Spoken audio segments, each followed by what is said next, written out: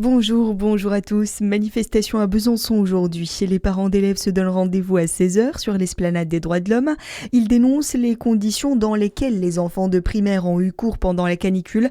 Les pompiers avaient dû intervenir dans certains établissements. Une pétition qui dépasse les 200 signatures dénonce un risque sanitaire et l'échec du dialogue engagé avec la municipalité. Et vers une nouvelle canicule, en tout cas, c'est ce qu'annonce Météo France, un 3e épisode de forte chaleur. Il pourrait débuter dès ce week-end. On ignore pour l'instant sa possible durée et son intensité. Toutes les régions ne devraient cette fois pas être concernées.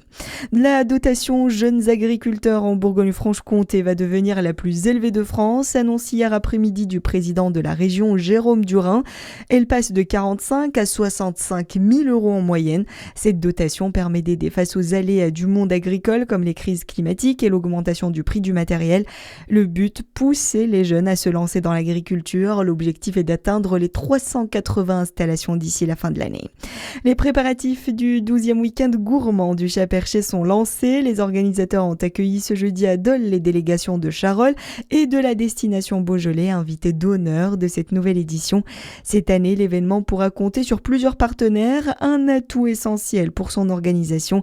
Edith Terrier, adjointe de la culture et au tourisme de Charolles. On a 7 partenaires, donc on a Dufou, le chocolat, on a Doucet, double étoilé, qui va nous faire gagner de la viande.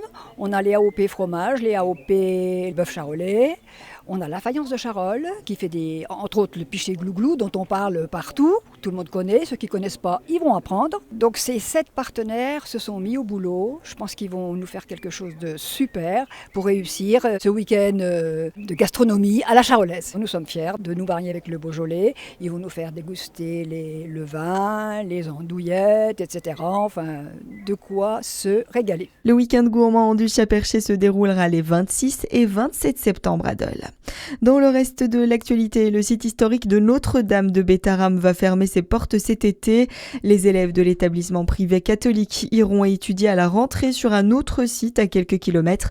Cette fermeture a été réclamée par de nombreuses victimes de violences physiques et sexuelles commises sur ce site depuis 1950. Nous sommes le 1er juillet. Qui dit 1er du mois dit quelques changements. Avec d'abord cette nouveauté pour les familles, le nouveau congé de naissance entre officiellement en vigueur.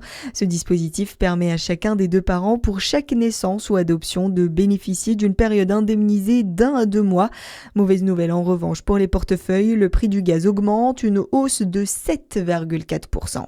Et on termine avec du tennis et direction Wimbledon. Une bonne performance pour la Dijonnaise Loïs Boisson malgré une défaite en 3-7 face à la numéro 2 mondiale Elena Rybakina. Voilà pour l'actualité, à suivre votre météo sur Fréquence Plus.